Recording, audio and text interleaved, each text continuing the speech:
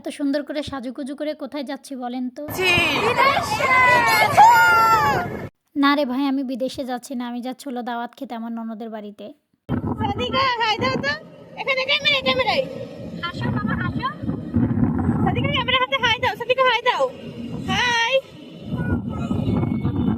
আমার ছোট মেয়ে হায়ের বদলে বাই বাই দিচ্ছে। যাই হোক, ওর বড় বোন হচ্ছিল দাদির সাথে চলে গেছে অলরেডি। তো আমরা বাকি ছিলাম 3 জন। তো আমরা রেডি হয়ে চলে যাচ্ছি, যেহেতু আমরা মেয়ে মানুষ, আমাদের রেডি হতে অনেকটা সময়ের ব্যাপার। শীতের বেলা যেহেতু মুরব্বীরা আমাদের জন্য অপেক্ষা করেনি, তারা তাদের মতো চলে গেছে। আর আমার শ্বশুরটা অনেক অসুস্থ, এই জন্য শ্বশুর আগে ভাগে চলে গেছে। তো আমরাও রেডি হয়ে বেরিয়ে পড়লাম যাওয়ার জন্য। যেতে যতটুকু সময় লাগে ততটুকু সময়ের অপেক্ষা। আমরা সবাই মিলে অনেক গল্প করছিলাম, আর গল্প করতে করতে ননদের বাড়ির অনেকটা কাছাকাছি চলে আসছে। আর যেহেতু শীত ছিল, অনেকটা ভালো লাগছিল, কারণ গরমের আবহাওয়াতে কোথাও ঘুরতে যেতে ভালো লাগে না। আর মেকআপ তো ভাই ঘেমে ঘেমে পড়তেই থাকে। আর বাড়িতে পৌঁছাতে দেরি, আমার মেয়ের খাবার নিয়ে বসতে দেরি নেয়। ও খাবার অনেকবার নষ্ট করছিল, আর ওর ফুপি বারবার ওকে খাবার এনে এনে দিচ্ছিল।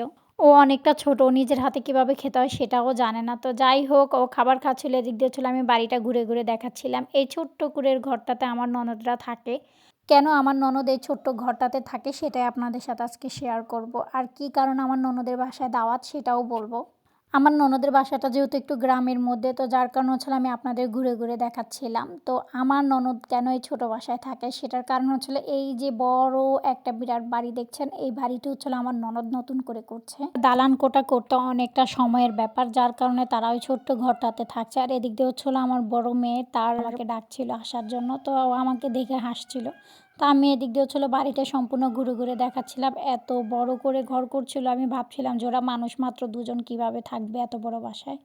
এই ছোট্ট ঘরটাতে হচ্ছিলো আমার ননদ এবং নন্দাই আর তার ছোট্ট ছেলে থাকে। তো এই সেই ঘর, আর ঘরটাও ভাবছিলাম তোমাদেরকে দেখায়। আমার শ্বশুর অলরেডি শুয়ে আছে, যেহেতু সে অনেক অসুস্থ।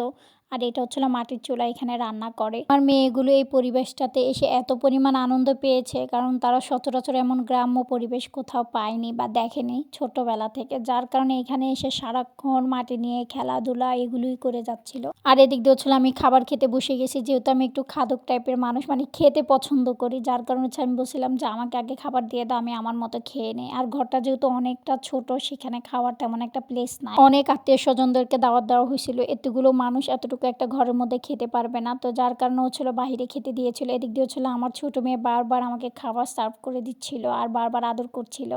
তো আমি এদিক দিয়ে হচ্ছিল এক এক করে খাবার খেয়ে নিচ্ছিলাম। আর এইখানের খাবারগুলো এত পরিমাণ মজা হয়, যার কারণে আমি আসলে আমি পেট ভরে খাই।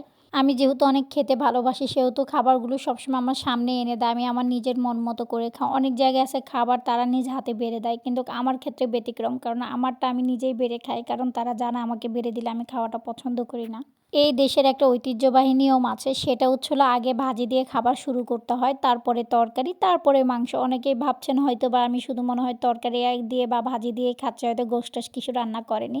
না ভাই, তারা পর্যাপ্ত রান্না করছে, যেহেতু অনেক মেহমানের আয়োজন ছিল, সেহেতু আমারটা আমি একাই খাচ্ছিলাম। আর আমি আগে তরকারি দিয়ে খেয়ে নিই, কারণ আমার গ্যাসের প্রবলেম।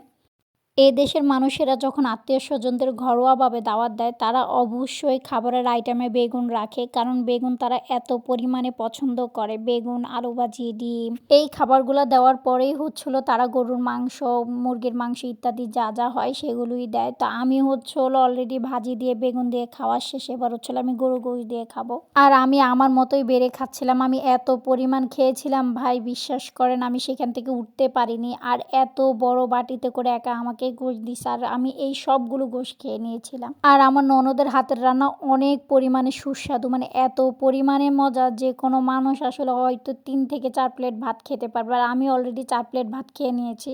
আমি ভাত খাওয়ার পরও আরও ভাত নিচ্ছিলাম, কারণ আমার এত পরিমাণে ভালো লেগেছে খেতে। শীতের মধ্যে রোদে বসে খাবার খাওয়ার মজাটাই আলাদা, এটা সচরাচর শহরে পাওয়া যায় না, আমরা পাই না। তো আমি রোদে বসে খাবার খাচ্ছিলাম।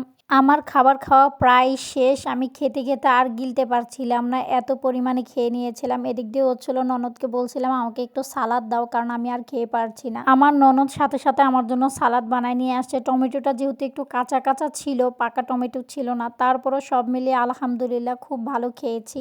আর আপনারাও আমাকে মাঝে মধ্যে এরকম দাওয়াত দিবেন যাতে আমি আপনাদের বাসায় খেতে পারি। খাওয়া দাওয়া শেষ করে চলে গেলাম একটু স্কুল মাঠে খেলাধুলা করার জন্য, যেহেতু অনেকটা খাবার খেয়েছি, বাড়ি তো যেতে হবে তাই না, তা না হলে তো অসুস্থ হয়ে পড়বে এরকম খেয়ে যদি শুয়ে থাকি। আর আপনারা অবশ্যই আমার ননদের জন্য দোয়া করবেন যেন সে বেশি বেশি করে আমাকে এমন দাওয়াত দিয়ে দিয়ে খাওয়াতে পারে। স্কুল মাঠে এসে দেখি ছোট ছোট বাচ্চারাও ছিল ক্রিকেট খেলছে, তো ওদেরকে বললাম একটু দাও খেলা করি। বিশ্বাস করেন ভাই, একটা বলও আমি মারতে পারিনি, কারণ তারা এত জোরে জোরে বল মারছিল। আর এসব যেহেতু খেলার অভ্যাস নাই, সেহেতু খেলবো বা কেমন করে। ননদের বাড়ি গিয়ে কোথায় কোথায় ঘুরতে গিয়েছে এবং কি কি করেছে এগুলোই তোমাদের সাথে শেয়ার করব। তো যারা যারা আমার ভিডিওগুলো দেখতে চাও অবশ্যই কমেন্ট করে জানাবে এবং পাশে থাকবে। তোমাদের জন্য এত কষ্ট করে ভিডিও বানানো, তোমরাই যদি সাপোর্ট না করো তাহলে কিভাবে হবে। যাই হোক, আজকের মতো ভিডিও এই পর্যন্ত। সবাই ভালো থাকবে। আল্লাহ হাফেজ।